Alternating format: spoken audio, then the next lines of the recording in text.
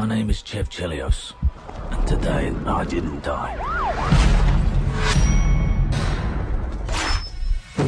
Miss Storm. What? Why not just let me die? They were keeping you alive to farm your organs. This movie is bad ass. Now, you know it has to be good if I don't start a review by saying, hey everyone, this is the review for Crank 2. No, you know it's good when I started off with something different, okay? This is awesome, okay? This movie is freaking great.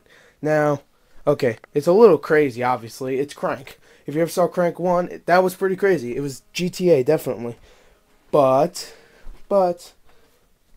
this is more like a GTA with Saints Row and a little mix of boobies and more violence than either of those great games. Well, yeah, I say Saints Row because there's a lot of gang members and stuff in this. It looks like, at least. I say GTA because there's a lot of motorcycles and cars. And I also say boobies because, well, yeah, there is a lot of that also.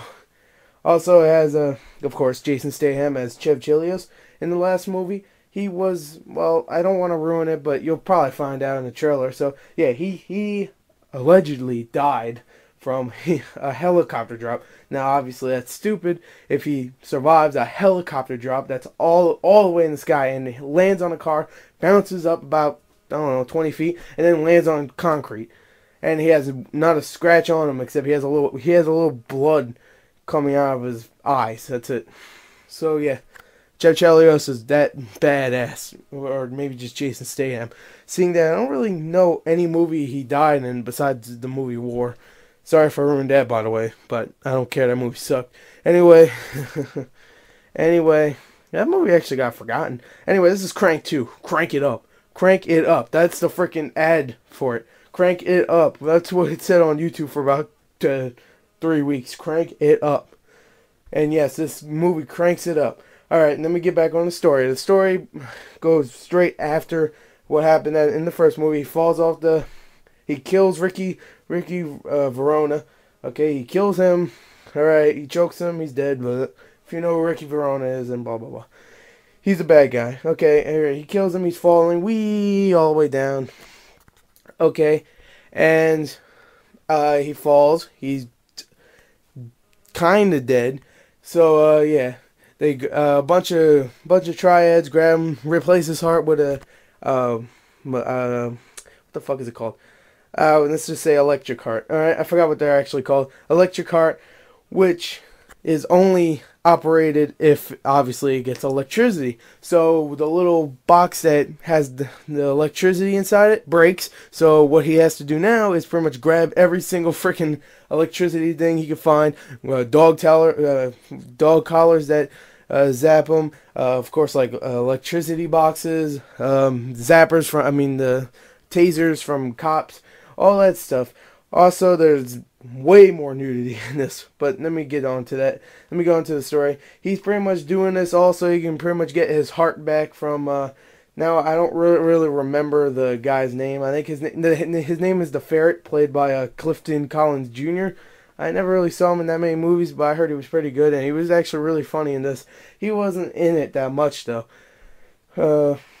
Yeah. Also, returning is, Pedro. I forgot his name, though. It was like Efron Ramirez, I think. Yeah. Yeah, Pedro from the first movie. You're probably going, if you saw the first one, how the hell is he in this? He died. Well, actually, he plays his twin brother, Venus, I think. Venice or something like that. Who is pretty much trying to get revenge, even though Chev Chelios killed everybody that killed him. So, yeah, he's pretty much getting revenge for nothing. So yeah, that's his little story. Now, the story, it doesn't matter, okay? The whole thing is action, so it's action. Action, everything. Oh my god, there's so many good scenes. Let me tell you how crazy this movie is. Just one part. There's one part that was crazy. I'll just tell you, and you'll know it's like, oh yeah, that's crazy. Okay? There's a gunfight in a strip club, okay? Alright, whatever. Saw that before. But, alright, stripper gets a gun out, starts shooting it. She gets shot in her tits. And of course, she has breast implants. The breast implants start leaking out of her tits, and her tits start to get smaller. That's pretty crazy. I don't want to tell you any of the other crazy parts, but there's a lot of big chinned gorilla suited Statehams around, and you'll see what I'm talking about after you see the movie. Well, Statham does have a big chin, but you'll see what I'm saying later. I know this review ain't the greatest. My throat still hurts a little bit. You can kind of tell. I kind of sound like Shawn freaking Michaels. So yeah, I don't know what the hell's wrong with him. He had a hurt throat his whole life. Anyway, what else can I talk about? The action. That's all it is, really, is 80 minutes of action. If I have to say anything bad, it ends too fast. That's it.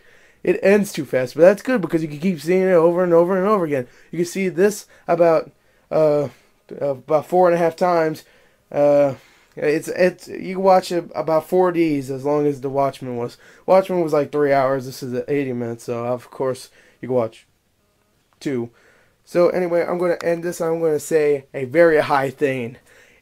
You know what? No, it gets a low royalty. That's how good it is. Low royalty. Thank you for watching or listening, whatever. Thank you. It's an awesome movie. I'm going to review Crank 1 also. That one's awesome also. Thanks and bye. I'm running on empty, Doc. Find someone to rub against. It causes static electricity. He treated me like his hot little whore. Okay, that's a little too much information.